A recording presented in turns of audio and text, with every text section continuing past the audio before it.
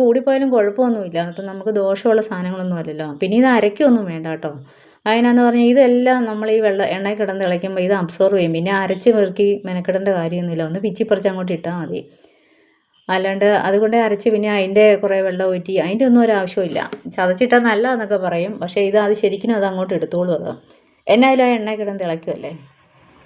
പക്ഷേ നമ്മളത് ഇടുമ്പോൾ തന്നെ ഈ നല്ലപോലെ ചൂടായ എണ്ണയിലിട്ടല്ലേ ഇത് ഇടുന്നത്. അപ്പോൾ ഈ ഓരോ ഇലയിലും പൂവേലും എല്ലാം ജലാംശം ഉണ്ടല്ലോ. ആ ജലാംശം മുഴുവൻ ഈ എണ്ണ വലിച്ചെടുക്കുവേ. അതിൻ്റെ ആ ഇലയുടെ വേരേക്കിൽ തണ്ടേക്കടയും തണ്ടിൻ്റെ ആ വേര് ഇലയുടെ വേരേക്കട എല്ലാം ഉണ്ട്. അപ്പോൾ അതുകൊണ്ടല്ലേ ഈ തിളയ്ക്കുന്നത്.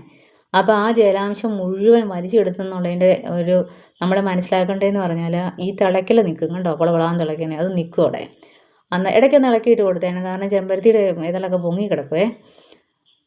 എന്നിട്ട് അതിൻ്റെ തിള നിൽക്കുമ്പോൾ നമ്മൾ നോക്കിയിരുന്ന് എപ്പോഴും നോക്കിയിരിക്കുകയൊന്നും വേണ്ട. ഞാൻ ഇതിൻ്റെ ഇടയ്ക്ക് വേറെ പണിക്കൊക്കെ പോയി അത് ഇട്ടേച്ചാൽ